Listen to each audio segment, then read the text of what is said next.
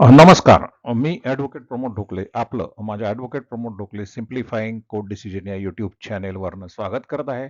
आज आपण कोऑपरेटिव्ह सोसायटीमध्ये एखाद्या मेंबरच्या मृत्यूनंतर त्याचा नॉमिनी त्या सोसायटीचा सदस्य होऊ शकतो का? आणि सदस्य होणं आणि मालकी हक्क याबाबतचा मुंबई हायकोर्टाचा ऐतिहासिक निकाल आपण बघणार आहोत. तत्पूर्वी ज्यांनी कोणी अजूनही माझा चॅनेल सबस्क्राईब केला नाही, त्यांना विनंती आहे की त्यांनी हा चॅनेल सबस्क्राईब करावा, बेल आयकॉनही दाबावा आणि लाईक बटनही दाबावा म्हणजे ना असेच व्हिडिओ पाहायला मिळतील. चला तर बघूया मग काय झालं याच्यात.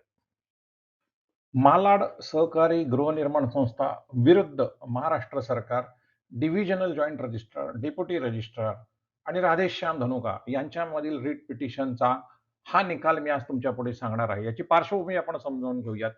तर मालाड गृहनिर्माण संस्था म्हणजे कोऑपरेटिव्ह सोसायटीमध्ये श्री रामलाल धनुका यांच्या बिल्डिंग क्रमांक 4 मध्ये हे सदनिका क्रमांक म्हणजे फ्लॅट नंबर 31 होता. हा त्यांनी 1970 साली स्वकष्टार्जन, स्वकमाईने विकत घेतला होता आणि या मालकाचे या फ्लॅटचे जे मालकी हक्क होता तो संपूर्णपणे त्यांच्याकडे होता आणि त्याच्या शेअर सर्टिफिकेटमध्ये ते स्वतः रामलाल आणि त्यांची एक सून पन्नादेवी धनुका असं त्या दोघांची नावं त्यांनी 1970 मध्ये शेअर सर्टिफिकेटमध्ये घातली होती. त्याच्यानंतर 1983 साली 1989 साली श्री रामलाल धनुका यांचं निधन झालं आणि त्यांच्या निधनानंतर त्या फ्लॅटमध्ये राधेश्याम धनुका हे राहत होते. ते 1983 पासूनच त्या फ्लॅटमध्ये राहत होते. त्यावेळेला मरण्यापूर्वी 1989 पूर्वी रामलाल धनुका यांनी हा फ्लॅट राधेश्याम धनुका यांनी राहावा म्हणून त्यांना दिला होता. त्यांचे इतर फ्लॅट होते ते इतर 2 मुलांना दिले होते. तर अशा रीतीने हा फ्लॅट क्रमांक 31 मध्ये राधेश्याम धनुका 1983 पासून राहत होते आणि 1989 ला त्यांचं रामलाल यांचं निधन झालं आणि 2007 साली त्यांच्याबरोबर share certificate, joint share certificate म्हणजे त्यांची जी एक सून होती पन्नादेवी धनुका, हिने दावा सांगितला की ह्या फ्लॅट क्रमांक 31 मध्ये माझा अधिकार आहे आणि तो दावा सांगण्यापर्यंत सांगितल्यानंतर तो divisional joint registrar, deputy registrar, registrar यांच्याकडे गेला आणि डेप्युटी रजिस्ट्रारने असा निकाल दिला की हा जो फ्लॅट नंबर 31 आहे, त्याचं सदस्यत्व हे राधेश्याम धनुका यांना देण्यात यावं आणि सोसायटीने ते सदस्यत्व त्यांना ताबडतोब देण्याची त्यांनी ऑर्डर काढलेली आहे. परंतु ही ऑर्डर मात्र सोसायटीला मान्य झाली नाही. दरम्यानच्या काळामध्ये पन्नादेवी अ, धनुका यांनी 2007 साली ह्या फ्लॅटवर जो दावा केला होता आणि त्याच्यासाठी हायकोर्टामध्ये एक पिटिशनही केलं होतं. ते 2012 साली त्यांच्या वारसांकडून ते मागे घेतलं गेलं कारण त्या दरम्यानच्या काळात त्यांचा मृत्यू झाला. अशा रीतीने 20 जानेवारी 2012 ला या फ्लॅटवर कोणताही पद्धतीचा डिस्प्यूट राहिला नाही. म्हणून राधेश्याम धनुका परत एकदा सोसायटीकडे गेले आणि त्यांनी सांगितलं, की हा फ्लॅट आता माझ्या नावावर करून द्या. परंतु राधेश्याम धनुका यांच्या नावावर तो फ्लॅट मालाड कोऑपरेटिव्ह सोसायटीने नोंदणी करा सदस्यत्व म्हणून त्यांची नोंदणी करायला नकार दिला आणि नकार देण्याचं कारणही काय आहे ते आपण बघूयात. तर 20 जानेवारी 2012 रोजी ज्या वेळेला फ्लॅट नंबर 31 यावर कोणताही डिस्प्यूट्स नव्हते. पन्नादेवींच्या वारसांनी त्यांचा जो अर्ज होता मालकी हक्काचा तो मागे घेतला आणि तो दिवाणी दावा विनाट मागे घेतल्यामुळे मालकी हक्कावरील प्रश्नचिन्ह निघून गेलं होतं. म्हणून 20 मार्च 2012 ला राधाश्याम धनुका यांनी वारसदार म्हणून संस्थेकडे म्हणजे सोसायटीकडे सदस्यत्वासाठी अर्ज केला. 15 एप्रिल 2013 रोजी एका वर्षाच्या विलंबनानंतर त्यांनी पुन्हा एकदा डीम्ड मेंबरशिप म्हणजे मानद सदस्यत्व तरी मला द्या असं मिळण्यासाठी उपनिबंधकांच्याकडे म्हणजे डेप्युटी रजिस्ट्रारांच्याकडे दाद मागितली. परंतु 11 जुलै 2013 रोजी सोसायटीने म्हणजे मालाड कोऑपरेटिव्ह सोसायटीने राधेश्याम धनुका यांचा अर्ज अधिकृतरित्या नामंजूर केला आणि त्यांनी सांगितलं, की राधेश्याम धनुका यांनी ह्या फ्लॅटचा आपण मालक आहोत, हे कागदपत्र सादर करा असा निर्णय सोसायटीने दिला आणि राधेश्याम यांना सांगितलं. डेप्युटी रजिस्ट्रार यांनी तसा निर्णय दिला आणि राधेश्याम धनुका यांना सदस्यत्व डीम्ड मेंबरशिप द्यावी असा आदेश दिला. परंतु डेप्युटी रजिस्ट्रारनी दिलेला हा जो आदेश होता सोसायटीला, की ह्यांना मानद सदस्यत्व द्यावं म्हणजे डीम्ड मेंबरशिप द्यावी. त्याच्या विरुद्ध आता सोसायटी मुंबई उच्च न्यायालयामध्ये गेली. बॉम्बे हायकोर्टामध्ये त्यांनी रिट पिटिशन केलं 2015 साली. तो रिट पिटिशन नंबर आहे 1927 आणि त्याचा निकाल जो लागलेला आहे नुकताच, त्या निकालाची आज आपण चर्चा करतोय. तर हा मुंबई हायकोर्टाने निकाल लावताना काय सांगितलं ते आपण आता बघूया, जे तुमच्या माझ्या दृष्टीने अतिशय महत्त्वाचं आहे. त्यावेळेला महाराष्ट्र सहकारी संस्था कायदा 1960 च्या कलम 30 बद्दल मुंबई उच्च न्यायालयाने काही स्पष्टीकरण दिले. त्यात त्यांनी सांगितलं, की कायद्याची अशी तरतूद आहे, की सदस्याच्या मृत्यूनंतर जर कोणी नामनिर्देशित नॉमिनी असेल, म्हणजे त्या फ्लॅटचा नॉमिनी असेल, तर सोसायटीची जी मॅनेजिंग कमिटी असेल, तर त्यांना त्या फ्लॅटचे जे शेअर्स असतील, त्या नॉमिनीच्या नावाने हस्तांतरित करणं हे सेक्शन 30 नुसार बंधनकारक आहे. जो व्यक्ती किंवा जी व्यक्ती वारसदार किंवा कायदेशीर प्रतिनिधी असल्याचे प्रथमदर्शनी वाटेल, त्याच्या नावाने, त्या नॉमिनीच्या नावाने ते सदस्यत्व सोसायटीने ह्या कायद्याप्रमाणे द्यायची गरज आहे, आवश्यक आहे. निष्कर्ष असा काढला, की कायद्याने संस्थेला मालकी हक्क, दावा असा त्याचा सखोल तपास करण्याचे अधिकार दिलेले नाहीत. सोसायटीचा मालक, त्या सदनिकेचा मालक कोण हे सोसायटीची मॅनेजिंग कमिटी विचारू शकत नाही. केवळ उपलब्ध कागदपत्रांच्या आधारेच प्रशासकीय निर्णय घेणे त्यांना अभिप्रेत आहे. यावेळी मुंबई उच्च न्यायालयाने सोसायटीला असं सांगितलं, की तुम्ही फक्त प्रथमदर्शनी समाधान करून घेऊ शकता. अशा केसेसमध्ये कोऑपरेटिव्ह सोसायटी आणि त्यांच्या कमिटीने काय बघावं, त्यांनी काय करावं तेही सांगितलं. तर अर्जदाराचा मृत सदस्याशी असलेला संबंध तपासावा, ज्याने सदस्यत्व मागितलंय त्याचा. इतर वारसदारांच्याकडून जर कायदेशीर हरकत कुठल्याही कोर्टात पेंडिंग नसेल, तर सदस्यत्वाची प्रक्रिया त्यांनी त्वरित पूर्ण केली पाहिजे. त्याच्यासाठी प्राथमिक प्रथमदर्शन समाधान करून घेण्यासाठी मेलेल्या व्यक्तीचं मृत्यू प्रमाणपत्र, त्याच अर्ज जो करतोय, जो सदस्यत्वाचा अर्ज करतोय, त्याचा प्राथमिक अर्ज, त्याच्यानंतर इंडेमनिटी बॉन्ड, म्हणजे सोसायटीला जर भविष्यात काही नुकसान झालं तर ते भरून देण्याची तयारी या नॉमिनीनी केलेली आहे की नाही, ही 3 डॉक्युमेंट असतील तर प्राथमिक सदस्यत्व नॉमिनीला द्यायला काही हरकत नाही. या वेळेला सोसायटीने मात्र काही गोष्टी अजिबातच करू नये. त्यामध्ये इतर वारसदारांची एन-ओ-सी सोसायटी घेऊ शकत नाही.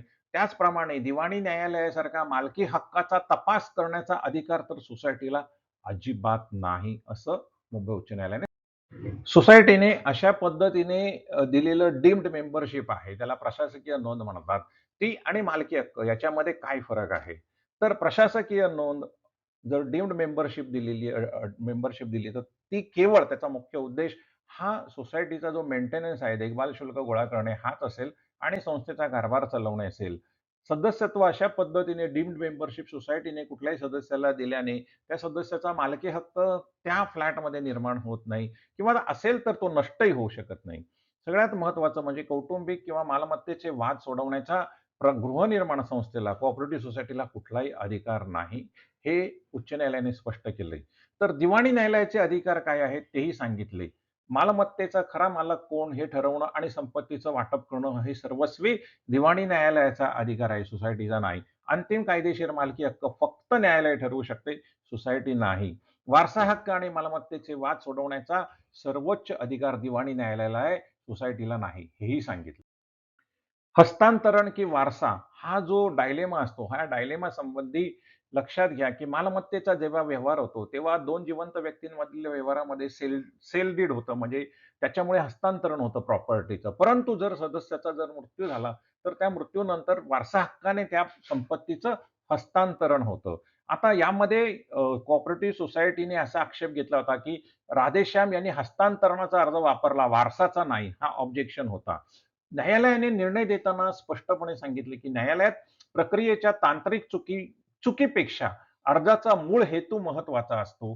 केवळ चुकीचा फॉर्म क्रमांक दाखवून कायदेशीर हक्क नाकारता येत नाही. म्हणजे राधेश्याम यांनी ट्रान्सफर अर्ज वापरला म्हणून तो नाकारण्याचा कुठलीही अ, ब जबाबदारी किंवा हक्क सोसायटीला मिळत नाही. उपनिबंधकांनी जो आदेश दिला होता, की राधेश्याम यांना डीम्ड मेंबरशिप द्यावी, त्याच्या विरुद्धची ही रिट पिटिशन मुंबई उच्च न्यायालयाकडे आली होती. त्यावेळेला मुंबई उच्च न्यायालयाने स्पष्टपणे सांगून ठेवलं, की जेव्हा कनिष्ठ अधिकारी वरिष्ठ निबंधकाचे अधिकार वापरतात, म्हणजे जेव्हा डेप्युटी रजिस्ट्रार हा डिव्हिजनल जॉइंट रजिस्ट्रारचे अधिकार वापरतो, तेव्हा ते अधिकारी कनिष्ठच राहतात. त्यामुळे उपनिबंधकांच्या निर्णयाचे पुनरावलोकन करण्याचा अधिकार विभागीय सहनिबंधकांना नक्कीच आहे. म्हणजे divisional joint registrar has a right to review the order given by the deputy registrar, हे देखील क्लॅरिफिकेशन दिलं, की ज्याच्या विरुद्ध रिट पिटिशन केली होती, अशा रीतीने त्यांची रिट पिटिशन ही चुकीची आहे, हे मुंबई उच्च न्यायालय अशा प्रकारचं सदस्यत्व दिलं तर संस्थांच्या म्हणजे सोसायटीच्या पदाधिकाऱ्यांच्यासाठी कायदेशीर संरक्षण काय आहे ते आपण बघूयात. तर कुठल्याही कोऑपरेटिव्ह सोसायटीच्या मेंबर्सना अशी भीती वाटत असते, की एका वारसदाराला सदस्यत्व दिल्यास इतर वारसदार संस्थेवर खटला दाखल करतील, ही सर्वांनाच भीती असते. परंतु कलम 30 4 चे जे कायदेशीर संरक्षण आहे ते संस्थेचा पदाधिकाऱ्यांना आहे, ते त्यांनी लक्षात घ्यावं. जर समितीने कायदेशीर प्रक्रियेचे पालन करून आणि सद्भावनेने प्रथमदर्शनी वारसदाराच्या नावे शेअर्स हस्तांतरित केले, तर कायद्याने संस्थेला पूर्ण संरक्षण दिले आहे. अशा परिस्थितीत संस्थेवर भविष्यात येणाऱ्या दाव्यांची जबाबदारी राहत नाही. अशा रीतीने मुंबई उच्च न्यायालयाने ऐतिहासिक निकाल दिला. तो असा होता, की मुंबई उच्च न्यायालयाने राधेश्याम धनुका यांचे मानद सदस्यत्व म्हणजे डीम्ड मेंबरशिप कायम ठेवली. संस्थेची जी याचिका होती रिट पिटिशन 1927-2015 ही फेटाळली आणि हाऊसिंग सोसायटीची रिट पिटिशन गुणवत्तेअभावी फेटाळून लावली. महत्वाचं निरीक्षण त्यांनी असं केलेलं आहे, की गृहनिर्माण संस्थेने स्वतःला दिवाणी न्यायालयाच्या भूमिकेत न पाहता केवळ प्रशासकीय कामकाज आणि रेकॉर्ड ठेवण्याच्या पुरतेच मर्यादित काम करावे. ज्यांना कोणाला हा निकाल वाचायचा असेल, त्यांनी ह्या स्क्रीनवर दिलेला जो क्यूआर कोड आहे तो स्कॅन केला, तर तुम्हाला ते वाचता येईल. अशा रीतीने या रिट पिटिशनमध्ये गृहनिर्माण संस्थांसाठी, सोसायट्यांच्या, कोऑपरेटिव्ह सोसायटी त्यांच्यासाठी स्पष्ट मार्गदर्शक तत्वे लिहिली आहेत, की प्रत्येक कोऑपरेटिव्ह सोसायटीने धारकांनी लक्षात ठेवली पाहिजे, सदनिका धारकांनी लक्षात ठेवली पाहिजे. पहिलं, तुम्ही न्यायालय नाही, कोऑपरेटिव्ह सोसायटी न्यायालय नाही. त्याच्यामुळे कुटुंबातील अंतर्गत मालमत्तेचे वाद सोडवणे किंवा मालकी हक्क ठरवणे हे देखील सोसायटीचे आणि पदाधिकाऱ्यांचे काम नाही. नंबर 2 मार्गदर्शक तत्व प्रथमदर्शनी सोसायटीच्या सदस्यांना सोसायटीच्या कार्यकारिणीने तपास करावा. जर अर्जदार कायदेशीर वारसदार असल्याचे प्रथमदर्शनी दिसत असेल, तर तांत्रिक कारणे पुढे ढकलून त्याचे सदस्यत्व रोखू नये. तिसरं तत्व मूळ हेतू समजून घ्या. अर्जातील किरकोळ चुका किंवा चुकीच्या फॉर्म क्रमांकावरून सदस्यांचे कायदेशीर हक्क तुम्हाला नाकारता येणार नाहीत. आणि चौथं मार्गदर्शक तत्व आहे, की संरक्षणावर विश्वास ठेवा. कायद्यानुसार कोऑपरेटिव्ह सोसायटीच्या पदाधिकाऱ्यांना कलम 30(4) नुसार पूर्ण संरक्षण दिलेले आहे आणि कायदेशीर संरक्षण आहे. त्यांनी घेतलेल्या निर्णयाबद्दल त्यांचं कोणीही वाकडं करू शकत नाही. आपल्यापैकी प्रत्येक जण कुठल्या ना कुठल्या सोसायटीचा सदस्य असतो आणि आपल्या नावावर फ्लॅट असतो. त्याच्यामुळे हा प्रसंग आपल्यावर दैनंदिन येतो. म्हणून लक्षात ठेवा, की आपले अधिकार काय आहेत. जर आपण कायदेशीर वारसदार असू, तर गृहनिर्माण संस्था म्हणजे सोसायटी इतर वारसदारांची संमतीचं एनओसी आणण्याची सक्ती तुमच्यावर करू शकत नाही. दुसरं, संस्थेचे सदस्यत्व मिळवणं आणि मालमत्तेचा कायदेशीर वाटा मिळवणं या दोन पूर्णपणे वेगळ्या गोष्टी आहेत, हे लक्षात घ्या. संस्थांनी म्हणजे कोऑपरेटिव्ह सोसायटीने अनावश्यक कागदपत्रांची किंवा क्लिष्ट मालकी पुराव्यांची जसं सक्सेशन सर्टिफिकेट असो किंवा टायटल डीड असो तुमच्याकडे मागणी केल्यास किंवा तशी सक्ती केल्यास तुम्ही सनद मानद सदस्यत्वासाठी थेट निबंधकाकडे दाद मागू शकता आणि तुम्हाला ते मिळू शकतं. आशा तुम्हाला हा कळला असेल. सगळ्यात महत्त्वाचं म्हणजे ज्यांनी कोणी अजूनही माझा ॲडव्होकेट प्रमोद ढोकले सिम्प्लिफाईंग कोर्ट डिसिजन हा YouTube चॅनेल सबस्क्राईब केला नसेल त्यांनी सबस्क्राईब करावा, लाईक करावा आणि फॉरवर्ड बटनही दाबावं. पुन्हा भेटूया.